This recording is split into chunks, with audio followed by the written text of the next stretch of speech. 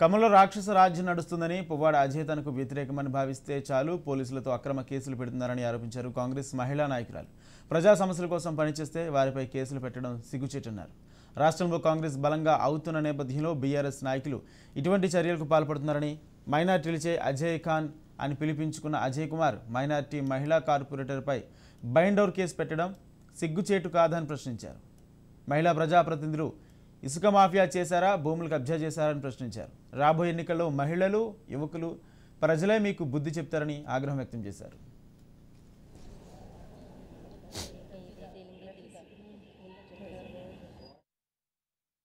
దారుణానికి ఒడిగడుతున్నారంటే మహిళలు అనేది కూడా చూడకుండా ప్రతి ఒక్క మహిళ మీద కూడా బైండ్ ఓవర్ కేసులు ఓపెన్ చేసే అంత దౌర్భాగ్యపు ప్రభుత్వంలో ఈరోజు మనం చూస్తున్నాము.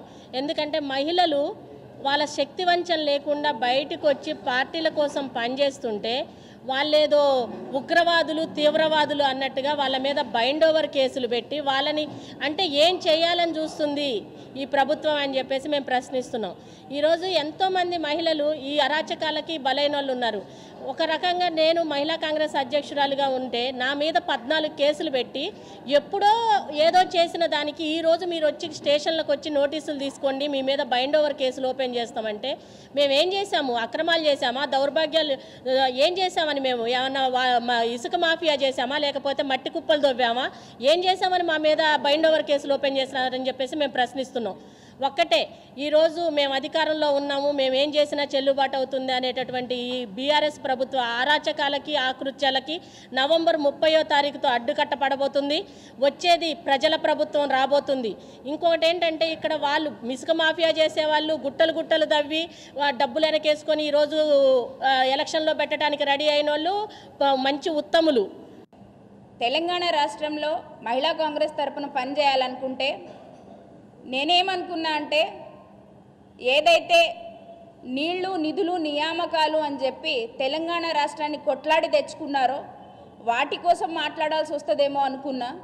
కాకపోతే గత 3 నెలలుగా చూస్తుంటే నిరుద్యోగులు చెప్తారు నీళ్ళేమో ఫామ్ హౌస్కి వెళ్ళినాయి, నిధులేమో కేసీఆర్ ఇంటికి వెళ్ళినాయి, నియామకాలేమో ఆ కుటుంబంలో ఉన్నాయి అని చెప్పి. ఇది నిరుద్యోగుల మాట.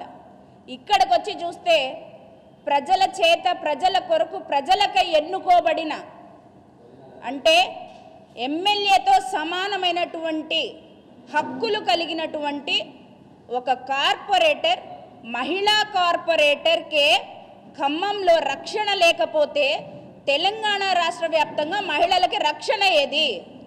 ఈ రోజున ఎలక్షన్స్ జరుగుతుంటే ఒక మహిళా కార్పొరేటర్ మీద బైండ్ ఓవర్ కేసులు పెట్టాల్సిన అవసరం ఏమొచ్చింది? ఆమె హత్యలు చేసిందా, మానభంగాలు చేసిందా, కబ్జాలు చేసిందా, ఏం చేసిందని ఆమె మీద మీరు కేసులు పెట్టారు? ఒక ముస్లిం మైనారిటీ వర్గానికి చెందినటువంటి మహిళా కార్పొరేటర్ ఈ రోజున మీ అందరి ముందుకి వచ్చి ఆవేదన వ్యక్తం చేయాల్సిన అవసరం ఏమొచ్చింది? మీరు గత 9 సంవత్సరాలుగా అధికారంలో ఉన్నారు.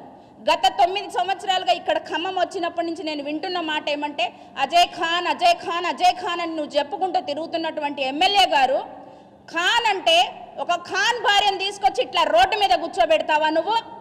ముస్లిం మైనారిటీ వర్గానికి చెందిన మహిళల్ని ఇంత ఆవేదనకు గురి చేస్తావా నువ్వు?